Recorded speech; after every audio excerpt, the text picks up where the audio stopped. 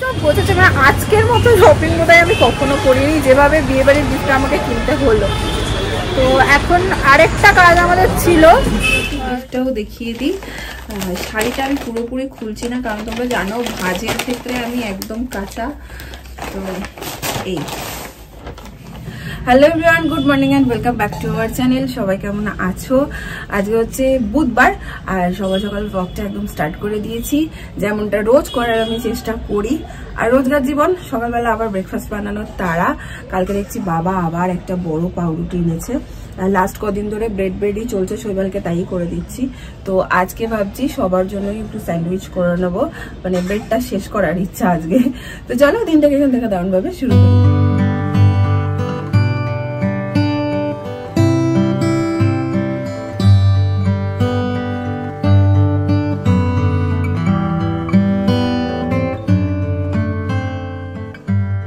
Good morning everyone, দেখতেই পাচ্ছ ready হয়ে গেছি কমপ্লিটলি। আজকে ভেবেছিলাম একটু তাড়াতাড়ি বেরোবো, কিন্তু মনে হচ্ছে 5-10 মিনিট লেট হয়ে যাবো। আর যা ঠান্ডা পড়েছে, মানে পায়ে জুতো ছাড়া তো হাঁটা যাচ্ছে না। সকালবেলা বাথরুমে ঢুকতেও জলটা ধরতে ইচ্ছা করছে না। যাই হোক, এখন দেরি করবো না, এখন ব্রেকফাস্টটা করবো। ম্যাডাম ব্রেকফাস্ট বানাচ্ছেন। এই যে ম্যাডাম ব্রেকফাস্ট হয়ে গেছে, রেডি। আজকে খুব ঠান্ডা লাগছে জানো, সকাল থেকে আমি এই যে জাম্বোটা পরে আছি সকাল থেকে, আমার বেশ ঠান্ডা লাগছে। ঠিক আছে চলো ব্রেকফাস্ট করি, তারপর ঝাপাঝাপ বেরোই। এই যে ব্রেকফাস্টও সস নিলে সস লাগবে আজকে ব্রেকফাস্টতে। সান্ডুস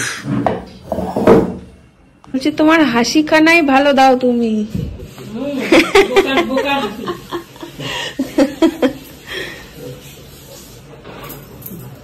মানে তোমরা যাই বলো ডোন্ট কেয়ার, আমি চিৎকার করি।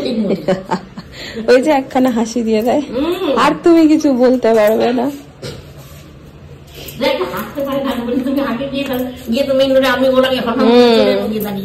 যাওয়া আস্তে আস্তে নিয়ে নেবো অন্য লোকের।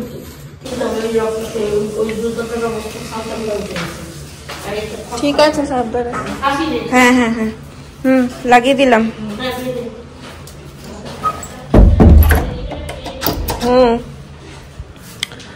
দিদিও চলে এসছে রান্না করতে। খেয়েছো? ও খাওনি এখনো? এখন ঘর পুরো ফাঁকা, এখন প্রায় ধরো ওই 1:30 মতো বাজে। মা বাবা একটু বেরিয়েছে আর দিদিও রান্না করে দিয়ে চলে গেল।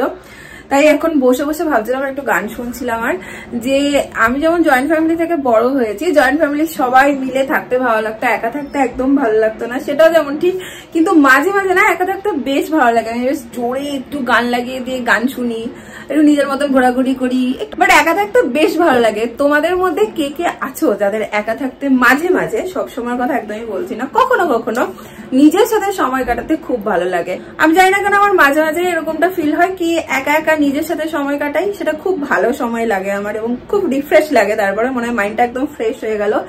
মানে একার সাথে থাকতে ভালো লাগে, নিজের সাথে থাকতে ভালো লাগে। মনে হয় যেন এরকমটা অনেকের সাথেই হয়, হয়তো হয়। আমার মনে হয় নিজের সাথে সময় কাটানোটা ভীষণ দরকার। প্রত্যেকটা মানুষের নিজের সাথে সময় কাটানোটা খুব দরকার। তো আমি খুব এনজয় করি নিজের সাথে একটুখানি সময় কাটানো। তোমরা কে কে এনজয় করো বা কিভাবে তোমরা নিজের সাথে সময় কাটাও আমাকে কমেন্ট করে জানিও, ভালো লাগবে তোমাদের গুলোও জানতে। তো কমেন্ট করো আমাকে। আর বাবা মা যদি আসতে দেরি হয় তাহলে আমি খেয়ে নেবো, না হলে বসে পড়বো। মনে হয় যেন ওরা চলেই আসবে। এখনো না 2টো বেজে গেছে, এখন স্নান ফান করে ফ্রেশ হতে হতে আমার 2টো বেজে গেছে।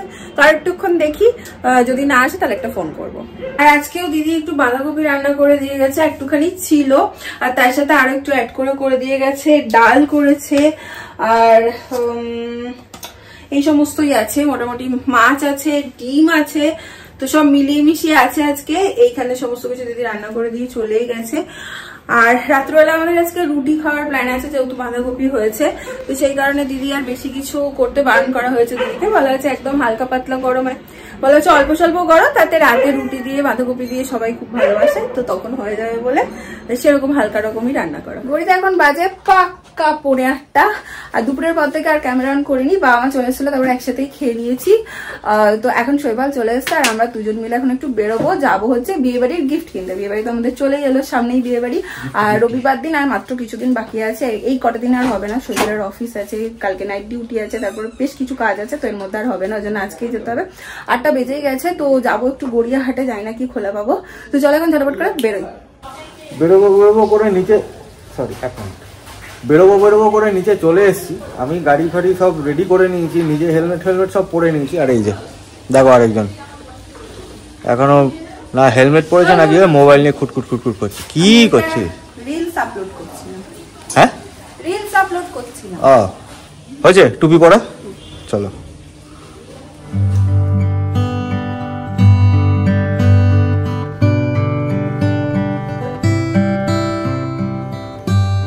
আমরা আজকে এত বাজেভাবে জ্যামে ফেসেছি, চিন্তা করতে পারবে না। আস্তে আস্তে আমাদের মতো 1.5 ঘন্টা লেগে গেছে গড়িয়াহাট পৌঁছাতে। তো এখন এই যে গড়িয়াহাটে দাঁড়িয়ে আছি, হ্যাঁ জানি না। আর এখন গড়িয়াহাটে দাঁড়িয়ে আছে, এই দেখো গড়িয়াহাটের অবস্থা, সব বন্ধ।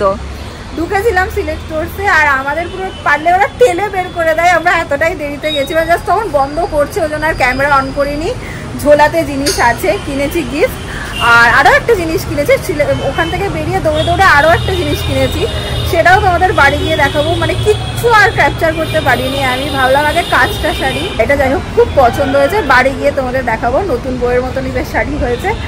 তো আর কিচ্ছু ক্যাপচার করতে পারিনি, এতটাই তাড়াতে ঢুকেছি আর এত তাড়াতাড়ি কাজ সেরেছি। দেখছি তখন রীতিমতো গোছাচ্ছে সমস্ত কিছু, তাড়াতাড়ি আসুন, কিনবেন তো তাড়াতাড়ি কিনুন, মানে এরকম একটা ব্যাপার। যাই হোক, বাট হয়ে গেছে, সেই জন্য তোমাদের সাথে এখন শেয়ার করতে পারছি না। আমি বাড়ি যাই, বাড়ি গিয়ে তোমাদের সাথে সবটা শেয়ার করছি। নেহাত কাস্টমার বলে আমাদের ইয়ে করে দিয়েছে, তাহলে পরে হয়তো চাপ হয়ে যেত। কাস্টমার বলে শেষ সময় তো স্বাভাবিক, শেষ সময় তো ওরা দোকান সব বোঝাচ্ছে, তখন সব বোঝাচ্ছে। মানে আজকের মতো শপিং বোধহয় আমি কখনো করিনি, যেভাবে বিয়ে বাড়ির গিফট আমাকে কিনতে হলো। তো এখন আরেকটা কাজ আমাদের ছিল, সেটা হচ্ছে কি করবো বুঝতেছি না। কালকে হচ্ছে ছোট মাসির জন্মদিন, ছোট মাসির জন্য আমার একটা বার্থডে গিফট নেওয়ার ছিল, বাট পুরো সব বন্ধ করে আছে। আমি এখন কি করবো বুঝতে পারছি না, কি করবো গো। দেখি এখন দুজনে কি করি। ওই দেখ কথা বলতে বলতে দোকান বন্ধও করে দিয়েছে।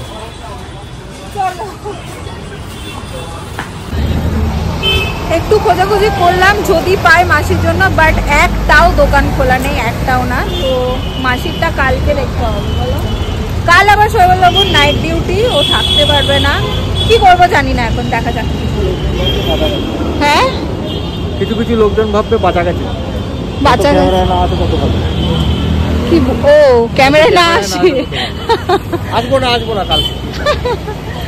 যাই হোক, চলো বেরোই এখন।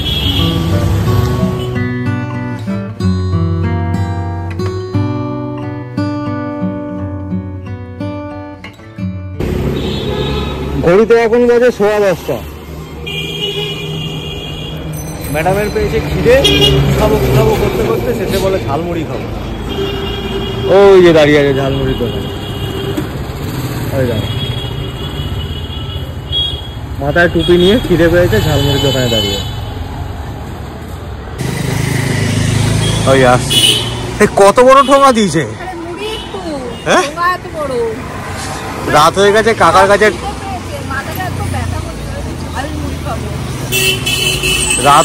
কাকার কাছে ঠোঙা স্টকও ফুরিয়ে গেছে।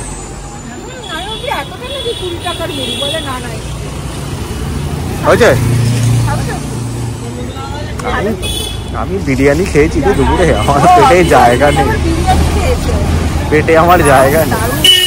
ভালো মাখে, তুমি খাও, আমি পরে দেখছি।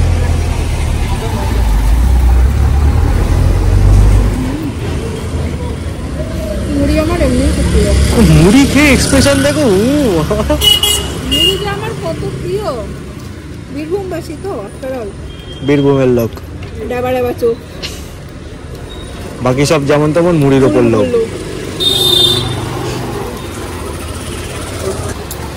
ঠোঙাটা ছিঁড়ে নে, এটা ধর। তোমার এত বড় ঠোঙা, আমি বুঝতে পারছি তোমার খেতে অসুবিধা হচ্ছে। কি ভালো স্বামী, এতটা খিদে পেয়েছে না, আর ঠোঙা চালের উপর কোনো কনসেন্ট্রেট নেই আমার।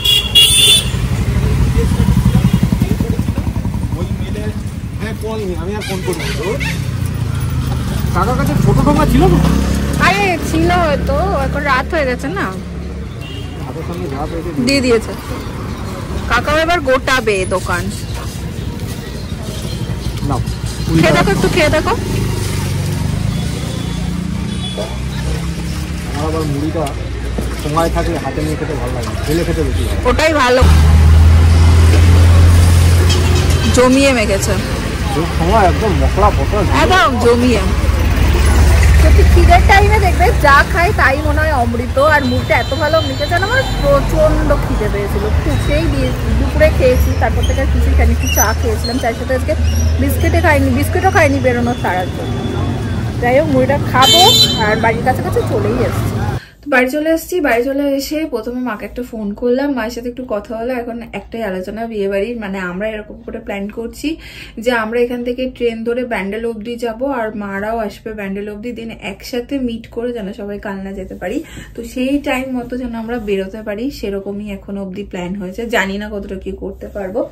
সাথে সাথে তোমাদেরকে গিফটটাও দেখিয়ে দিই। শাড়িটা আমি পুরোপুরি খুলছি না, কারণ তোমরা জানো ভাজের ক্ষেত্রে আমি একদম কাঁচা।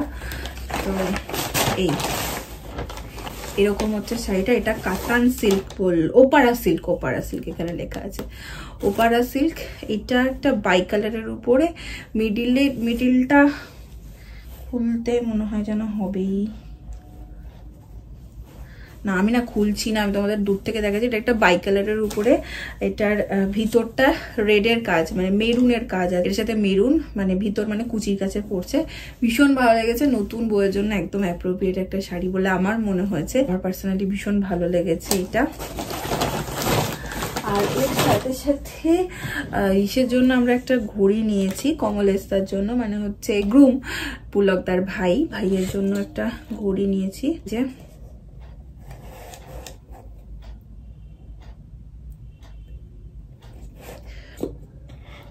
তো এই গেল গিফট, এই দুটোই কেনা হয়েছে। আর কিনতে কিভাবে গেছি তোমাদের তো বললাম। মাঝখান থেকে মাসিরটা কেনা হলো না, দেখি ওটা কাল বা দেখছি কি করা যায়, কাল না হলেও পরে দেখছি কি করা যায়, বুঝতে পারছি না। কারণ শৈবালের কাল সকাল সকাল বেরোনোও আছে, তারপর তো বললাম নাইট ডিউটি আছে, তো এখন অব্দি জানি না কি করব। তো এই ছিল আজকে বিয়েবাড়ির গিফট। আর কি এখন বিয়েবাড়ির তোড়জোড়, আর এখন গিয়ে ডিনার সারবো। তো ব্লগটাকে এখানে এন্ড করে দিচ্ছি। যদি ভালো লাগে ছেড়ে যাওয়ার আগে একটা লাইক করে দেবো, কমেন্ট করো, শেয়ার করো, আর সাবস্ক্রাইব করতে ভুলো না। কালকে আবার দেখা হবে অন্য একটা ব্লগ নিয়ে। আর কাল মাসির জন্মদিন, আশা করি কালকের ব্লগটা খুব ভালো হতে চলেছে। এখনকার জন্য চলো টাটা।